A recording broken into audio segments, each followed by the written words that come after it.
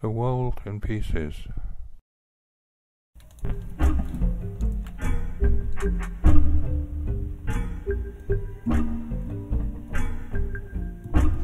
I'm obsessed by this man's voice I keep hearing at railway stations through loudspeakers.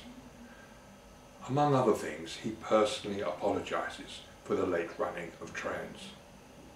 I am sorry to announce, he says, that the 052 from London Victoria has been delayed by 35 minutes because of a person under a train in the Balham area.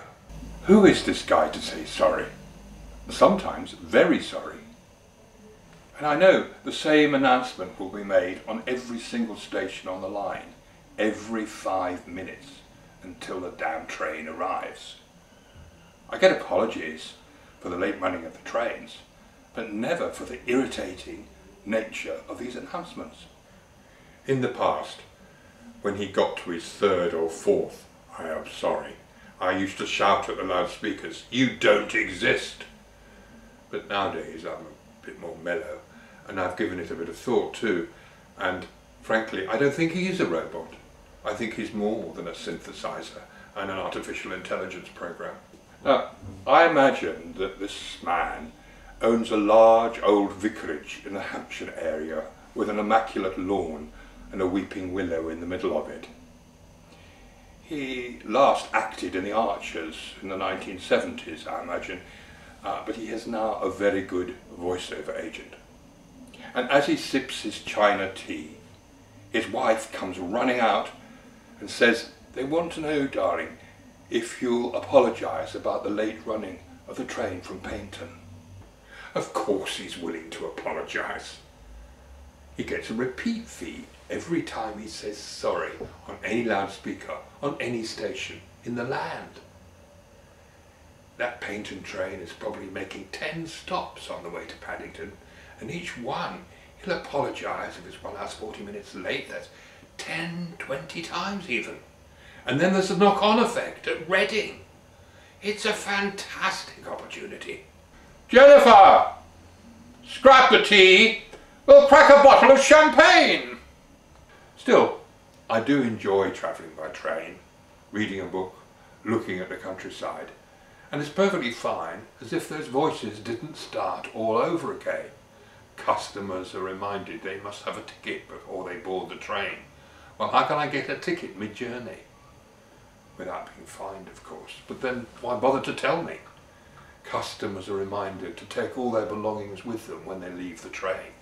Well, yeah, that sounds a good idea, but why do you have to tell us? Sometimes I think they'll tell us to close the toilet door before we use the loo. But it's this use of the word customers that really gets my goat, and the use of this archaic third-person form of address. What are they doing? Thinking in French or referring back to the Middle Ages? Do these announcers, when they go home, talk to their children like that? The children of this house are reminded that they are not allowed to leave the table until their father tells them to. It's ridiculous, and yet somehow we've all got brainwashed into thinking this is the way people talk to us on trains. They want you to feel you're a customer. You owe something to them. You belong in some way to the railway company that you're... But which railway company? If you change trains, for example, are you suddenly a customer of one company and then another? And if you haven't bought a ticket, are you a customer? Or perhaps a failed customer? But that's not a phrase I've ever heard used. Let's think of an alternative world where another word is used. Comrades, for example. Comrades will be reminded to change trains at Clapham Junction, or comrades could be told to take their litter with them when they leave the train, or not smoke, or not play their stereos too loud. Equally absurd, but it would be a change. But in present circumstances on our privatised railway, there's only one way to escape the tyranny of being a customer, and that's to jump off the platform. Have you ever heard a of a customer under a train, or a customer incident. No, we talk about passenger incidents and persons under a train. We become people. And though it's incredibly annoying for the rest of us if somebody kiboshes the entire railway system for the day and makes us late for work, a bastard, nevertheless, from their point of view, they have freedom, they have escaped.